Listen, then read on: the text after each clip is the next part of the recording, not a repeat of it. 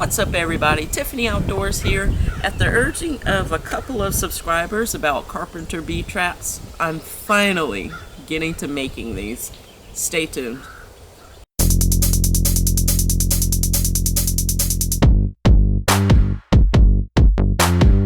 There's the hawk.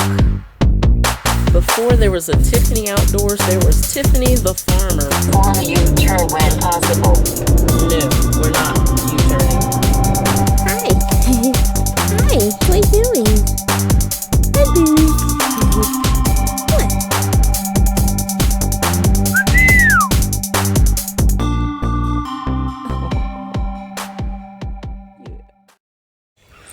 So a lot of people that make these traps say that they use Douglas fir, a 4x4, and or some kind of other wood, or cedar. Not cedar. I don't know. But in my area, the only thing I can find is the pressure treated 4x4. So the only thing I can do is test it out and see how these work. So I got the shortest one I can find, which was, I think it's 6 or 8 feet. Yeah, 6 feet. So first thing you start with is cutting 6-inch sections. So that's what I'm going to do. And it's so windy out here, the wind noise, I can't do anything about that, but I am going to be wearing a dust mask since I'm cutting pressure treated wood. Next step is you want to find the center of this. So make an X, go from corner to corner.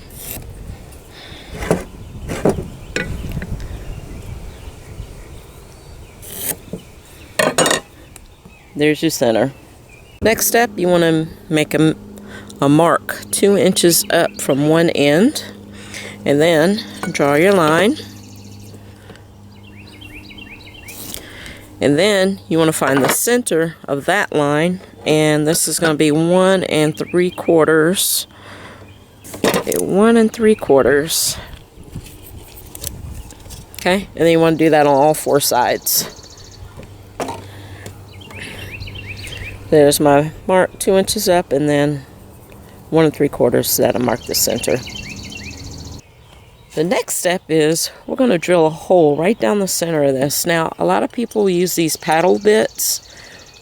Be careful if you use these, because these ends here will catch on the wood and spin it and snatch it out of your control. So if you use these paddle bits, be very careful. I am going to use the speed bore bit.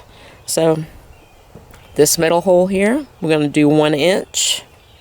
So 1 inch hole right here.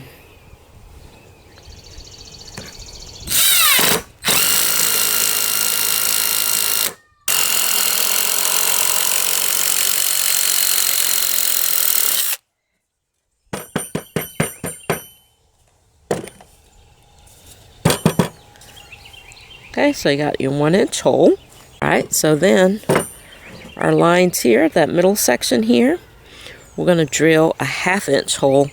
You're going to drill it at a 45-degree angle going towards the top. So this is the bottom. You're going to drill this going at a 45-degree angle going towards your top. And it doesn't have to be perfect, guys, just at about a 45-degree angle, okay? And then you're going to drill until you meet that middle hole. You'll feel it when it gives. It has a lot of give.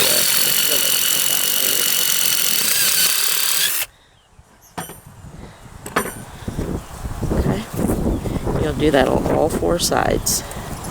Alright, so we got all our holes drilled. Try to clear the sawdust out of it. Alright. Now, let's set this to the side and work on the jar. Alright, y'all, a word of advice. Don't do like I did. I thought I was getting a good deal on these at the Dollar Tree, when you can get 12 of them for less than $10 at Walmart. And I bought 10 of these jars. I could have got them cheaper at Walmart. Alright, so what we need to do now is drill a 3/4 inch hole in about the center of the lid. I'm going to use my speed bore, same thing. Find me a gap in my table here to drill this. And be careful.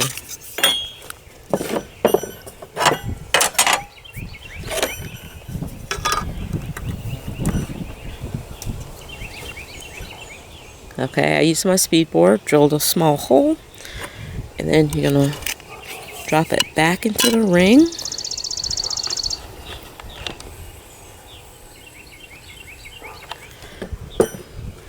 And then you're going to try and center that hole over the hole here. And then I'm taking 2 of these really short drywall screws, and I'm just going to screw that into the wood block. Uh-oh. Missed it.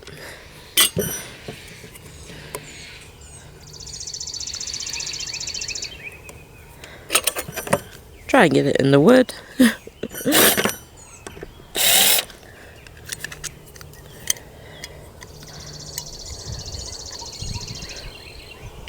There we go. It doesn't have to be super tight.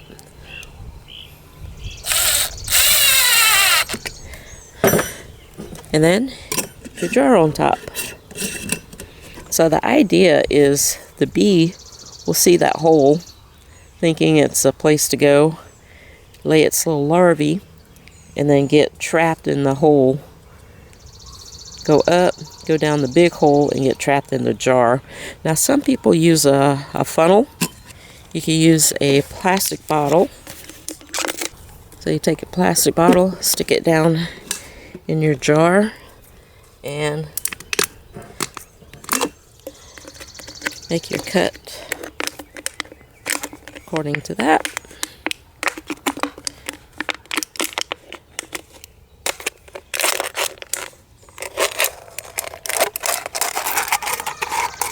I don't know which way would be better, but I am going to try it both ways. Some people do this. There we go. And then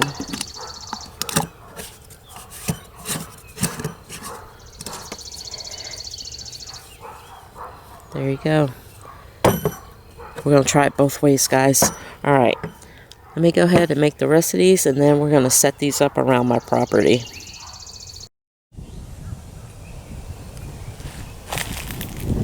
I've got one set up by the cabin, and I see a couple of them flying around, but none have tried to go in that I know of.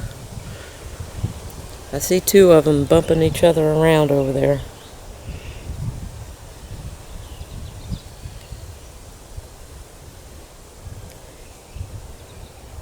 I hope you guys can see them flying back and forth. There's one right there.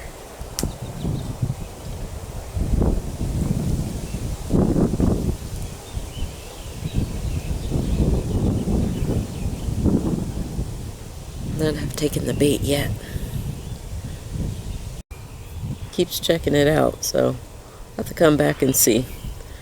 We'll let the trap do its job, and we'll come back. Until then, I'm going to set some up over here by Bailey's stall, because there's quite a few flying over there too. There's one right there. Alright, so I set that one up right there.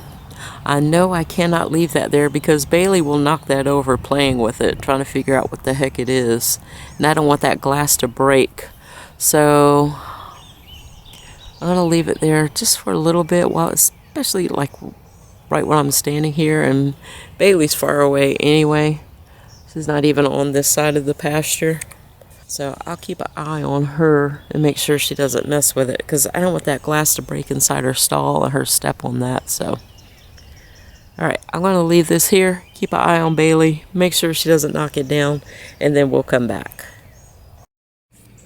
What's up, everybody? It's been 24 hours now. Let's check these Carpenter bee traps to see if they worked.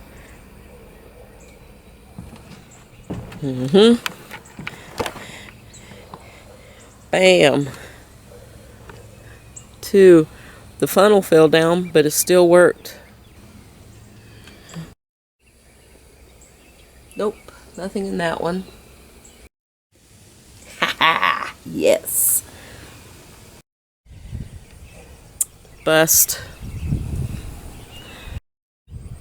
Ha! Yes. Boom. 4. Got 2 traps over here. Yep. That's 5. Boom. 6. Boom. 7. Yes. All right, so caught 7 in 24 hours. So I think that using pressure treated wood would be just fine. It worked for me, so hopefully it'll work for you guys, and you don't have to spend a whole ton of money on red cedar for these, or poplar, or some of the other woods that people are using that are more high end. So I just did it with the regular 4x4 pressure treated wood. You can use these year after year. After the season is over, I'm going to take them up, put them in the shed, and put them back out again next year. If you haven't already, make sure you hit that subscribe button. Thank you for watching, and I will see you all in the next video. Bye.